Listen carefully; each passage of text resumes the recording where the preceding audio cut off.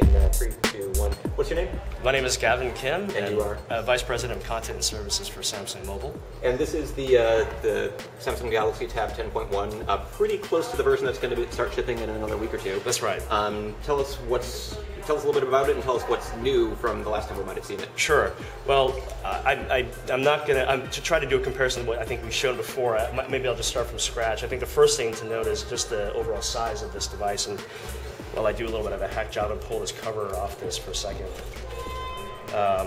This cover is an accessory. This is the device. So this is what you see as a white back. This is one option.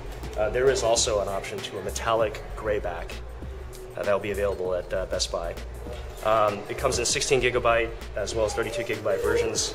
No external storage. No external storage, correct. This is the Wi-Fi version. And so what you see is kind of the a traditional honeycomb user experience. In terms of the form factor itself, it's ultra thin. So this is let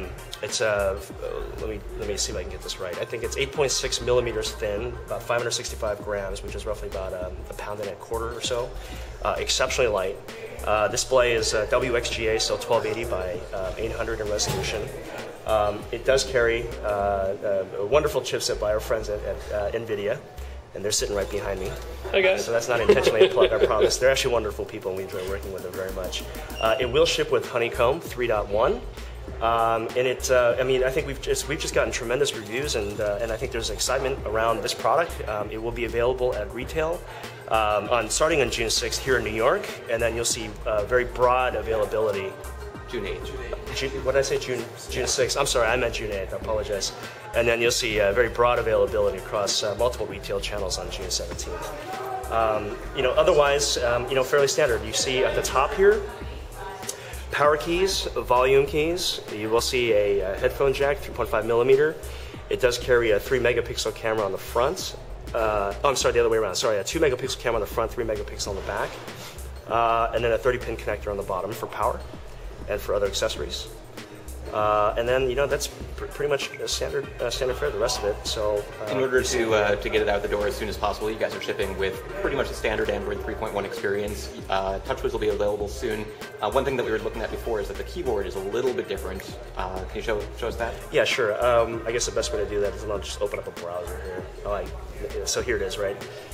And that is a Samsung keypad. I think the major difference you'll see here is just that it's a little bit brighter. And the rest of the software is pretty much what you would expect to see from Android 3.1 now.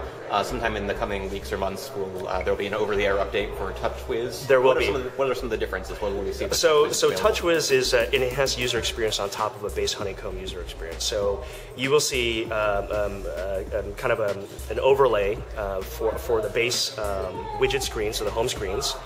Which includes a number of different widgets that make the entire home screen much more interactive, much more alive. So content will become, I guess, rather than standard icons, you will see a lot of different widgets that actually show content available. So photos and calendaring and social aggregated information, that type of information will actually be present and shown in live context on top of the device. So we call kind of our live panel. You will also see broader multitasking support. So we actually have a multitasking tray that will be available. Think of them as small mini apps that are available across the device at any one point in time.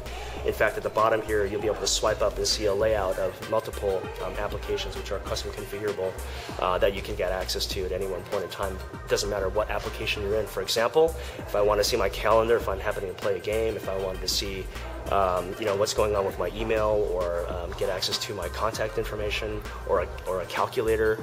That's always accessible function. Those are always accessible functions to you while you're using the device. That's part of the Touchwiz user experience. In addition, you'll be bundled with a number of different services. So we'll see Media Hub. There's a new Media Hub client that will come down, so enhanced user experience. It will support HD as well as HDMI output. So you can take content that you're downloading from Media Hub, plug in HDMI cable through a 30-pin adapter, and then be able to show that content to a TV screen. You'll also have access to Social Hub, which is, I think, the traditional Social Hub that we have on our smartphones. In this case, we now actually have a broader experience with what we call premium capability for things like push services. So we'll be able to push content like email as well as IM and other social information down to the device.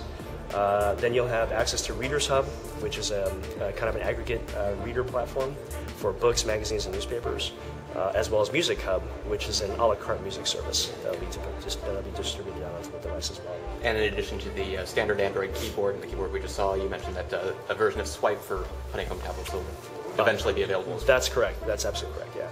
And I should mention one last one, which is an important part of the overall value proposition behind these devices, is that in addition to that, the Touchwiz UI or Touchwiz UX OTA, we will also be deploying an enterprise middleware platform down onto these devices. And some of the core tenets behind that is we're helping to essentially address some of the mobility management concerns from IT managers that are actually looking to bring these devices into corporate America. So we'll incorporate things like VPN support, broader device manageability, broader Exchange Active Sync support, as well as VPN clients like Cisco as well as F5 SSL VPN, and then encryption. So corporate information can actually be encrypted down onto the device. So hardware-wise, what we're looking at here, because I know a lot of people are looking at it and saying, well, that looks exactly like what you guys got at Google I/O, the dev units. So hardware-wise, we're pretty much looking at exactly the same thing. Yeah, absolutely. So same weight, thickness, everything. I think the one major difference is you don't see the guy on the back. You guys could make money with that. I'm telling you. You don't see the guy in the back, and otherwise, yeah, it's the same exact hardware.